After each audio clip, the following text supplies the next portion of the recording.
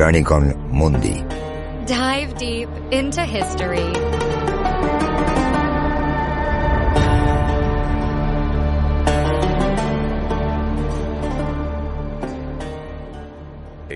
Is to conclude our long journey, our comprehensive series dedicated to mapping the historical evolution of radical Islam. It's been quite a journey. It really has. We've taken this from the very foundations, the intellectual concepts like jahiliyyah or ignorance and the necessity of armed struggle. Ideas rooted in thinkers like Sayyid Qutb and then, of course, refined by Abdullah Azzam. Exactly. And from there, we traced the early attempts at a jihadi international. And then most recently, we looked at the doomed territorial state-building projects of the third wave. And so today, we are focusing laser-like, I think, entirely on its most modern, its most strategically savvy, and you could argue its most durable incarnation. We're talking about the fourth wave of global jihad. And if you haven't listened to our previous deep dives, the ones covering the Jihadi International, or bin Laden's America First strategy, or ISIS's attempt at a caliphate, you really should go back and listen. The context is, it's vital. Because what we're talking about today is how the movement learned from all those previous failures. Exactly.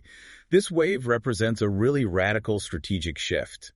It wasn't born from a position of strength or, some grand ambition for immediate conquest. No, not at all. It was born out of a total existential crisis. And the strategy it adopted was designed purely for one thing: survival and persistence.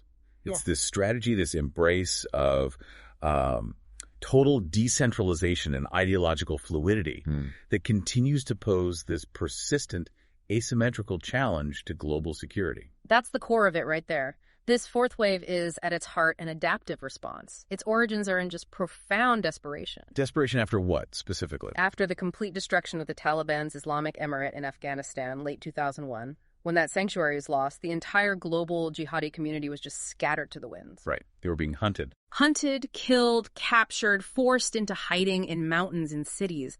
And so the central agonizing question for the movement's thinkers was, it was simple. Can we even survive this? Or is the whole thing over? Is the entire enterprise finished? That was the question on the table. Okay, let's unpack this. Let's trace that path from existential panic to this durable new strategic model.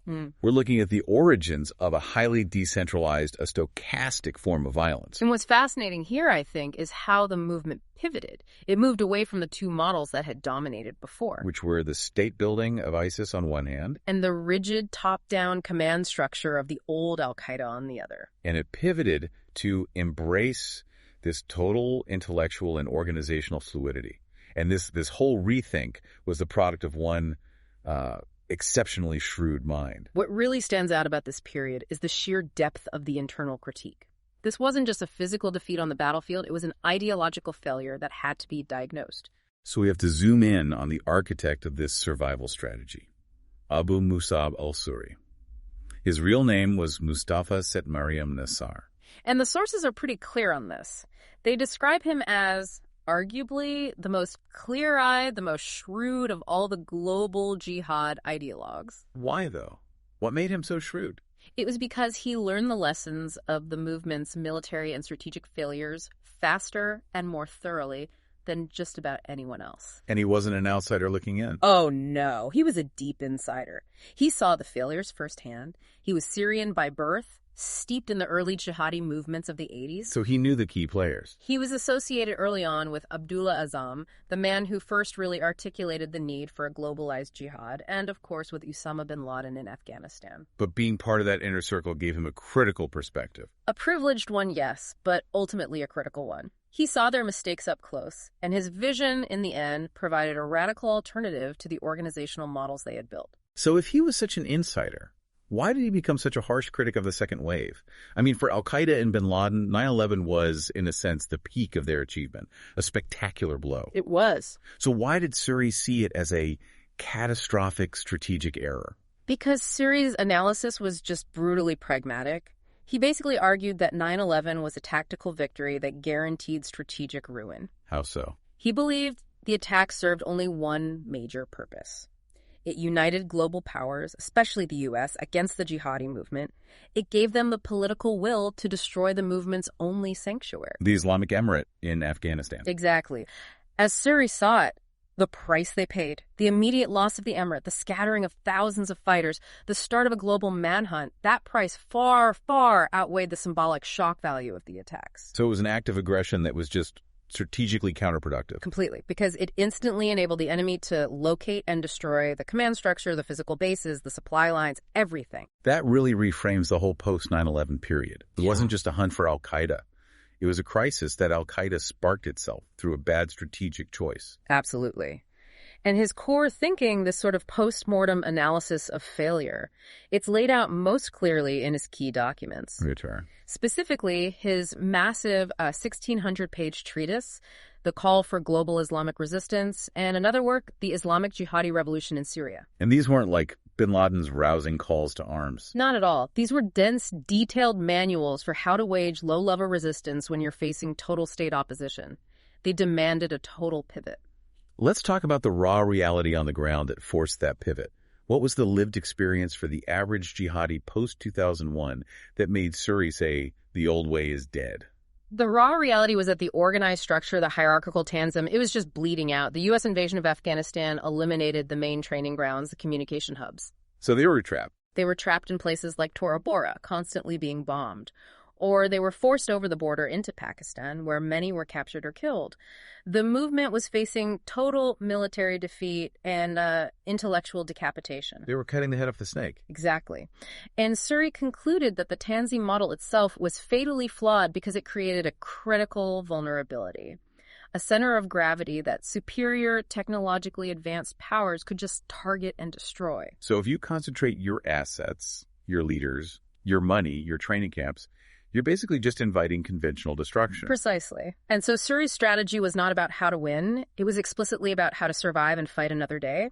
He understood that no centralized jihadi group would ever defeat a major state military if they offered a physical target. So what was his solution? It centered on two connected ideas. First, radical organizational decentralization. And second, the maximal use of new information technologies. The internet. He was one of the first to truly get that the internet wasn't just a tool for communication. It was a vehicle for spreading the ideology faster than counterterrorism could ever dismantle any physical cell. So he understood that if your enemy is focused on destroying the organization, the strategic response is to eliminate the concept of an organization altogether. It's a brilliant, if terrifying, insight. It's a shift from a corporate top-down structure, which needs physical meetings, secure comms, to an open-source viral ideology. He essentially designed a movement that could be run off the equivalent of, a server farm and a collection of self-starting enthusiasts. Making the destruction of the central leadership largely irrelevant to the continuity of the fight. That's it. Let's delve deeper into that central revolutionary innovation. The need for a system instead of an organization. Nizam la Tanzim. For movements that were built on command and hierarchy and military discipline, this must have been a jarring philosophical leap. It was absolutely revolutionary. It forced the movement to accept that its biggest victories were also its greatest weaknesses. So let's contrast this with the models that came before. Okay, so the second wave, Al-Qaeda's wave, was small. It was centralized. It was hierarchical. The sources are clear that despite the catastrophic impact of 9/11, that wave was the shortest lived. Why? Precisely because its command structure was so trackable. Bin Laden, Zawahiri, the rest of them, they formed a classic Tanzim, an organization with a center you could locate and strike. And then years later, we saw the most dramatic confirmation of Suri's thesis with the third wave, with ISIS. ISIS was the ultimate test case for the centralized territorial model. They focused intensely on state building. They created a functional territorial polity, the Caliphate. They had taxes, courts. Tax collection, courts, currency, public works. They were trying to be a real state. But this dedication to governance made them utterly vulnerable. Because they created a static target. A static enemy that a global coalition could target with conventional military force. The defeat of the territorial caliphate by 2017 proved Suri's point unequivocally. Any entity that provides a physical, political target will inevitably be destroyed by superior state power. So the lesson that the surviving jihadi ideologues took from this was clear. If you try to build a conventional state, you invite conventional, overwhelming destruction. And so the fourth wave opts for persistence over conquest. It adopts a strategy designed to be impervious to decapitation strikes. And this structural persistence is the great strength of this decentralized network model. It's extremely difficult to stop because there is no central node, there's no headquarters, no operational map you can wipe out. It transitions the movement from being a military threat to being a permanent security nuisance. Okay, let's make that strategic shift really tangible for you listening. Let's focus on the operational and logistical differences. How did adopting this Nizam strategy change the financial and logistical needs of global jihad? Well, the shift is just dramatic. It goes from high-cost, high-complexity logistics to nearly zero cost. Okay, give us an example. Think about the requirements for the 9/11 attacks. That was a second-wave operation. Sources suggest the total cost was somewhere between $400,000 and $500,000. Which is pretty modest in state terms, but for a terror group. It's a lot. And it required complex global wire transfers, multiple bank accounts, legitimate cover identities, flight school enrollment, months of secure cross-border communication. That's a huge financial footprint. It's full of vulnerabilities for intelligence agencies to track. Exactly. Every wire transfer, every plane ticket, every rental car receipt is a potential crack in the security of the Tanzim. Now, contrast that with a fourth wave operation. Like the 77 London bombings. Or a modern attack. Like the London bombings or a typical knife or vehicle attack today. The costs just plummet. Maybe a few $100s, maybe a few thousand. And where does that money come from? It can be raised through petty fraud, personal savings, small loans. The logistics involve buying fertilizer from a garden center, getting a burner phone, or renting a van with a credit card. There are no traceable international command chains. Which makes the movement functionally immune to all those sophisticated financial interdiction efforts that were designed to starve out major organizations. You can't starve an idea that costs almost nothing to execute. So when you remove the need for physical structures and complex logistics, how did that shift impact the movement's very sense of identity and mission? I mean, it must be hard to rally people around an idea that exists everywhere and nowhere at the same time. It is, and Suri tackled this head-on. He advocated for decoupling Muslim identity from geography and from culture, which had previously tied them to specific defensible places like Afghanistan or, later, Syria. And what did he replace that with? He promoted a transcendental identity, one that appealed directly to the imagined global community, the Ummah. The idea was that the movement could exist anywhere. There were Muslims inspired by the narrative, regardless of national borders or physical sanctuary. So you're replacing organizational loyalty with ideological fervor. That's the key. It's a brilliant move. And we even see the older organizations like al-Qaeda having to adapt by absorbing some of this thinking. They couldn't just ignore the lessons of the failed caliphate. So what was al-Qaeda's later ideological focus compared to the really intense state-building goals of ISIS? Post-ISIS, and even a bit before, al-Qaeda became much more aligned with this fourth wave concept. They started concerning themselves primarily with the, let's call them operational aspects of Salafi belief. What do you mean by operational aspects? So the sources identify 5 essential, irreducible features of Salafi jihadism. They are Tawhid, which is the oneness of God, Hakimiyya, God's sovereignty, Al-Wala wal-Bara, loyalty and disavowal, Jihad, and Takfir, excommunication. Al-Qaeda began to focus almost exclusively on the triad relating to immediate action, Jihad, Al-Wala wal-Bara, and Takfir. They became much less concerned with the dense, complex state-building concepts like Tawhid or Hakimiyya. So they were essentially saying... the job of the philosophers is done, now the job of the soldier begins. But hold on.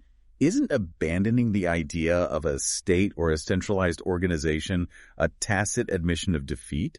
I mean, if you can't build a caliphate or even hold a training camp, are you not just settling for permanent low-level terrorism? That is the central critique that Suri faced. And his rebuttal was that persistence is victory when you're facing an enemy of overwhelming power. How so?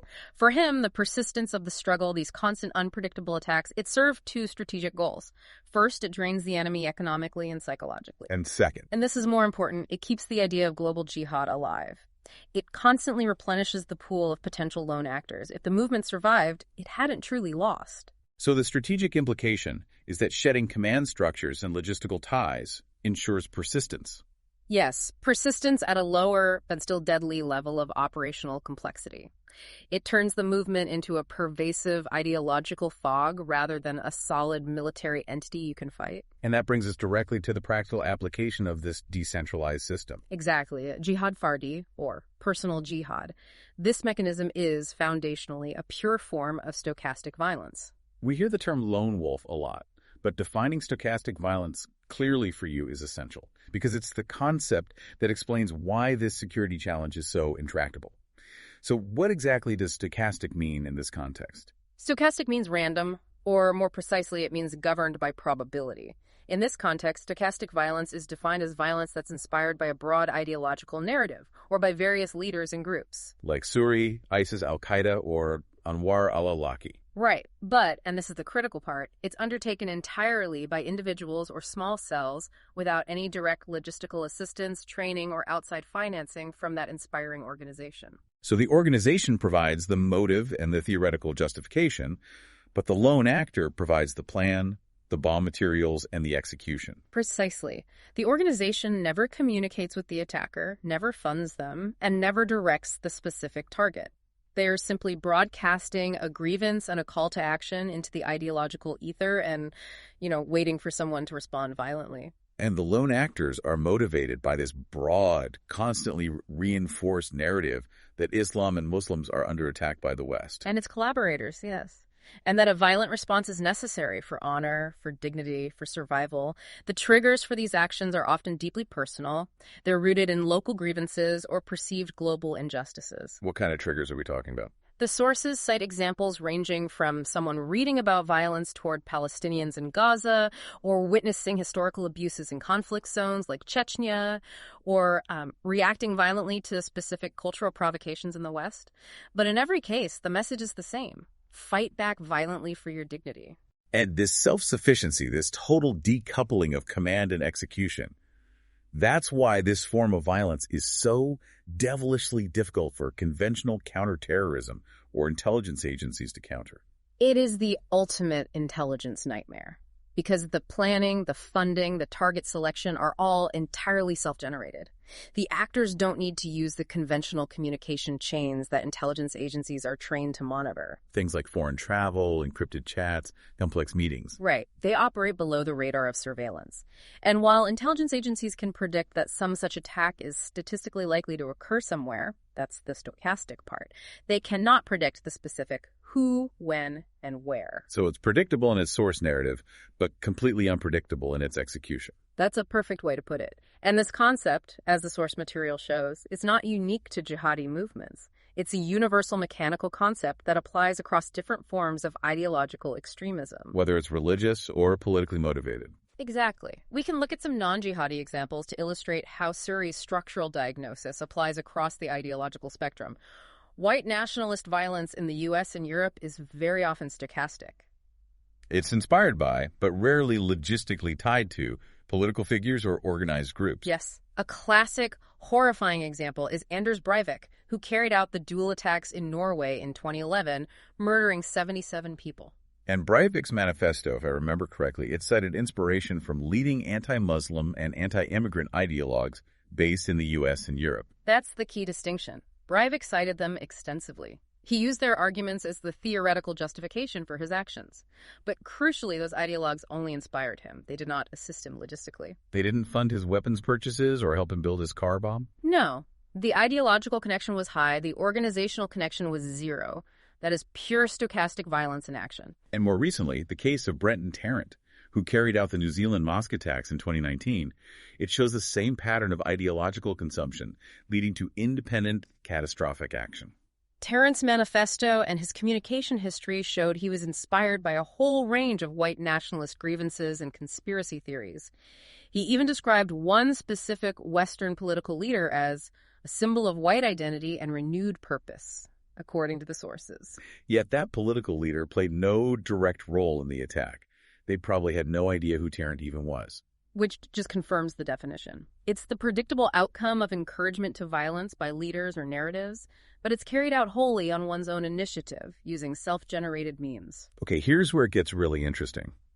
Suri's strategic thinking is credited not just with predicting this model, but with influencing the narrative around major early attacks that demonstrated the power of this leaderless structure. And that convinced the rest of the global jihadi community that this was the path forward. So which key early operations reflected this shift away from hierarchical command? They were locally financed, locally planned, and based on ideological inspiration that was disseminated across the network. They showed that you didn't need bin Laden's explicit sign-off or millions of dollars to cause massive casualties, political chaos, and media attention. And Suri understood that even if the body count was smaller than a state war, the constant, persistent disruption was enough. It was sufficient to achieve the goal of survival and nuisance. So the fourth wave essentially weaponized the internet and the concept of ideological encouragement, turning every alienated or radicalized individual into a potential untraceable weapon. That's the core of it. Okay. Stochastic violence is the practical mechanism. Decentralization is the immune structure. But what truly sustains this system? We need to shift focus to the crucial ideological component needed to fuel these lone actors and keep the movement from simply dissolving. And that's the wiki narrative. The wiki narrative is the indispensable ideological engine.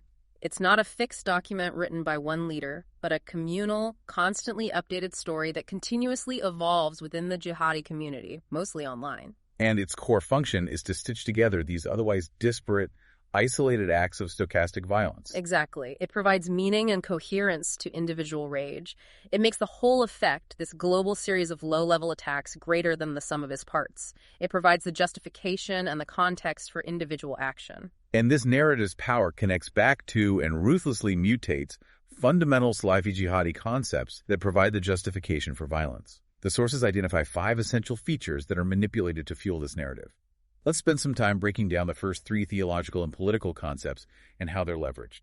We can start with Tawhid, the oneness of God. This is the absolute cornerstone of Islam, affirming God's singularity.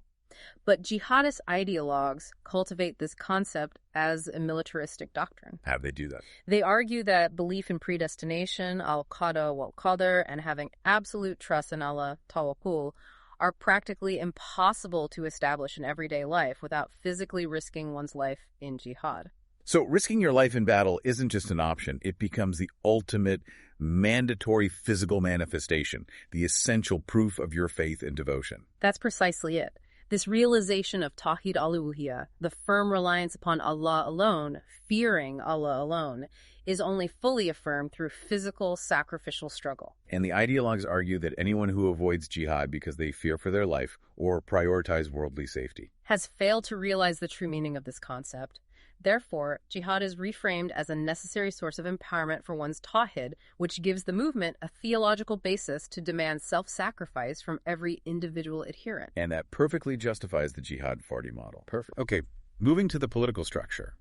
We have Hakimiyya, or God sovereignty. This concept has deep global roots, and its modern genesis isn't first in the Arab world, but in the Indian subcontinent. Yes, through theorists like Abu al-Maududi, whose work heavily influenced Qutb's later writings in Egypt. That historical context is crucial. So what does Hakimiyya mean for Salafi jihadis? For them, the belief in Hakimiyya means that ultimate legislative and governing authority resides with Allah alone. They assert that the failure of any modern state, even a nominally Muslim one, to implement full Sharia law constitutes kufr, or unbelief. And that necessitates armed rebellion. It does. They reject democratic models entirely, not because they are inherently Western, but because they believe the idea that humans can legislate ultimate authority infringes upon Allah's al-Uluhiyya. And this interpretation allows them to license unrest and intra-Muslim violence. Yes. Simply based on a ruler's failure to adhere to their radical interpretation of God's laws, it becomes a permanent revolutionary concept. And finally, takfir, or excommunication. This is perhaps the most explosive and dangerous tool in the ideological toolkit. It is, specifically because it licenses intra-Muslim conflict, something historically forbidden by mainstream Islamic scholarship. So takfir is the process of declaring another Muslim to be outside the fold of Islam, classifying them as an apostate. And for the global jihad movement, particularly in its modern, rage-fueled iteration, it has become a necessary and valuable tool for purging or expelling those they deem to be subverting Islam from within. The so-called near enemy, or faux Muslims. Right. Its application became especially pronounced in the Levant after the 2003 Iraq invasion.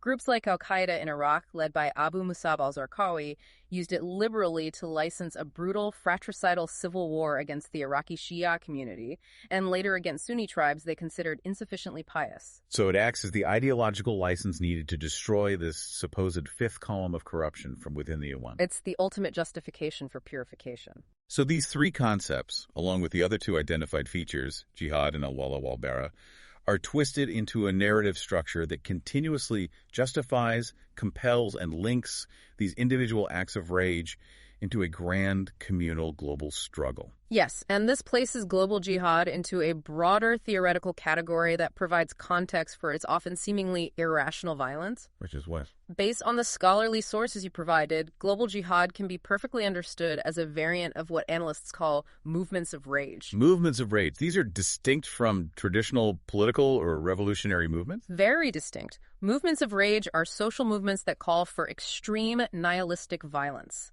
Violence that seems completely out of all proportion to any reasonable, achievable political goal.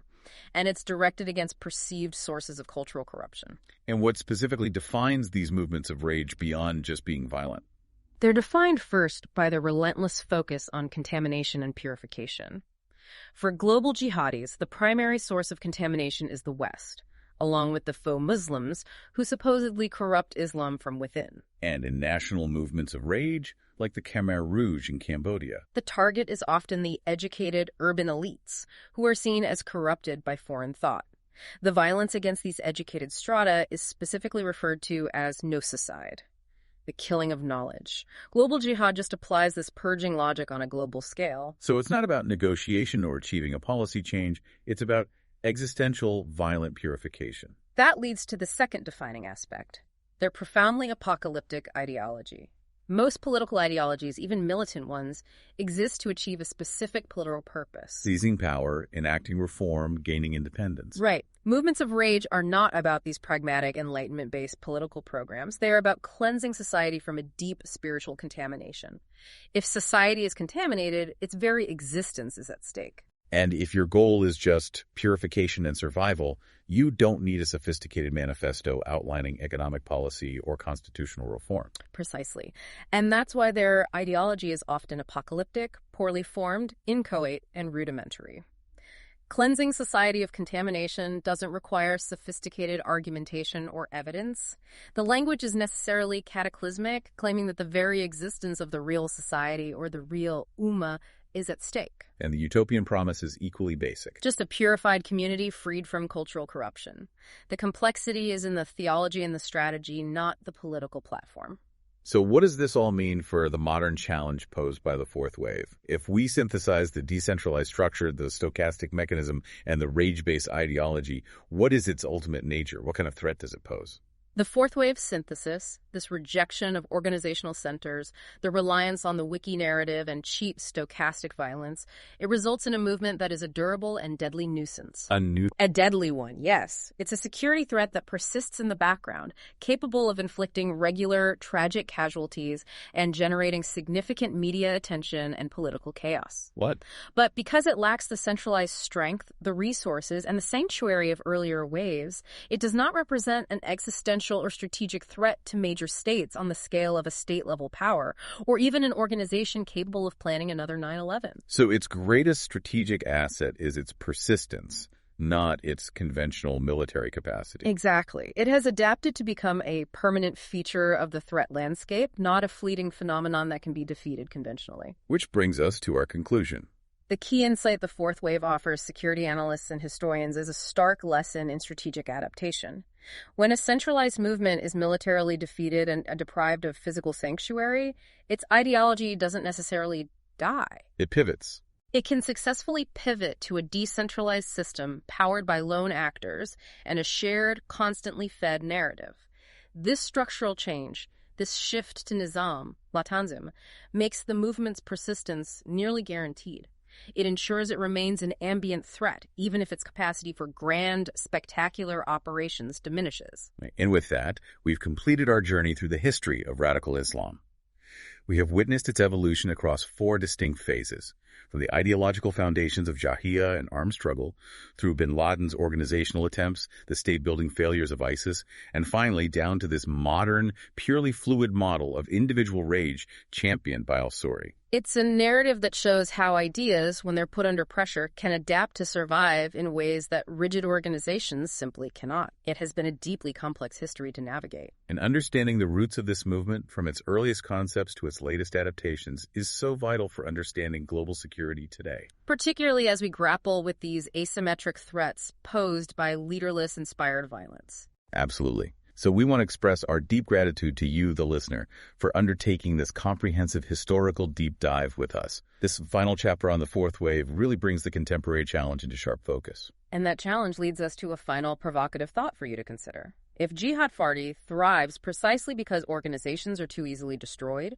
and the inspiration relies on a global, constantly evolving wiki narrative, could a definitive end to this wave be achieved not through counterterrorism tactics aimed at finding a non-existent command structure, but solely through collapsing the inspirational wiki narrative itself? And if so, how does one strategically defeat an idea that lives everywhere and nowhere?